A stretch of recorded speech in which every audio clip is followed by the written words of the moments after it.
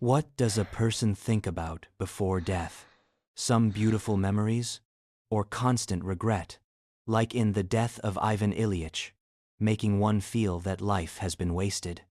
But I am not thinking about these things. Right now, all my thoughts are focused on dealing with death. I feel fear, yet mixed with it is a gambler's sentiment. What comes after death? Or rather, will I still retain consciousness? Is the feeling of death similar to the feeling of sleep? Sleep involves dreams, which keep consciousness alive in the night. Dreams originate from the brain, and when my brain dies, dreams naturally cannot occur. So, is death like dreamless sleep? I keep asking myself this question, dreamless sleep. If described by feeling, does such sleep have memory? Imagine a patient with Alzheimer's disease. If they forget everything about sleep, what would their consciousness be like? Their memory is disrupted. Fragments of consciousness from different periods are pieced together, only to be forgotten again and again. When an Alzheimer's patient is on the verge of death, what are they conscious of? How does their confusion overlap with the sensation of dying? Will they retreat into childhood memories and then die? Or will their memory cease to be chaotic? So, is consciousness equal to memory? The reason humans have relatively more extensive memories compared to other animals is that we possess language. Language strengthens memory. When I try to visualize an object in my mind, a noun always unconsciously follows. So, how does one recall an object in the mind without a noun or an adjective? These words always assist my memory, yet they also trap me. When I was a newborn baby, I had sensations, so I would cry from hunger. Did I possess consciousness then? If consciousness were visualized, what would it look like? Initially, I might think consciousness is continuous, flowing like a river, a succession of sensations and memories forming my consciousness. Yet, in reality, everything from the past is blurred. I cannot re-experience the consciousness of 10 years ago, not even from a second ago, a millisecond ago. What I am conscious of is only this very moment. Only in this moment are my senses fully perceiving everything. Only in this moment can I respond to the future. Consciousness is the ability that allows me to engage with the world through sensation. Consciousness is not the sum of the past that is merely an illusion of memory. Consciousness is the precise present. When I imagine myself as a fish, I still possess consciousness. Time passes second by second. Death is approaching. I still haven't found the answer to what comes after death. I feel weary, yet focused. I observe the scene outside the window, the noises outside the ward, the nurse's face. After this, I will lose my sight, my hearing, my sense of touch.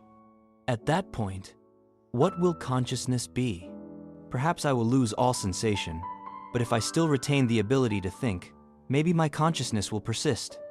I could continuously ponder past questions, forming vague visual impressions in my mind from memory, until I lose vital signs and can no longer think. Does consciousness simply wither away like this? It is so fragile yet so powerful. From the birth of the universe to my present self, the probability of me possessing consciousness is infinitesimally small. The solar system and Earth had to form at just the right place and time. Throughout the evolution of species, my ancestors had to survive continuously, all so that my consciousness could emerge. How does my consciousness differ from that of others? I can only perceive my own consciousness, and this perception can never be shared with others. My consciousness makes my life certain amidst probability. Is my consciousness someone else's? Or, when others become aware of my death, does my consciousness end?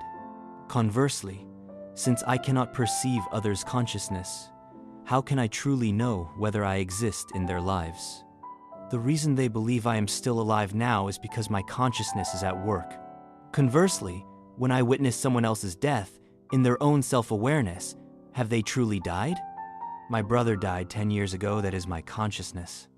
But in his own self-awareness, could he have continued living until now, witnessing my death? Since each person's consciousness is distinct from others, how does this consciousness end? Even though I am now lying on a hospital bed, and in others' eyes, I am about to die, could my consciousness change all this? Perhaps this is merely an illness, and my consciousness will persist indefinitely. Because consciousness and unconsciousness are independent, even death cannot make consciousness experience unconsciousness. In every present moment of my consciousness, I cannot, no matter what, step outside of consciousness. This demonstrates the uniqueness of consciousness. A person's sensations are confined within consciousness. Perhaps in a few days, in others' eyes, I will have died like other patients. But my consciousness is shaping an unending future. I will witness the end of the world and then welcome a new cycle. Only in this way can I and my consciousness emerge against odds of 1 in hundreds of millions. Cycle after cycle, consciousness is inevitable and eternal. Thinking this far, I still cannot face death directly. I still have many doubts. I begin to miss my mother, hoping that God truly exists. I use every means to hold on to myself until that machine flatlines.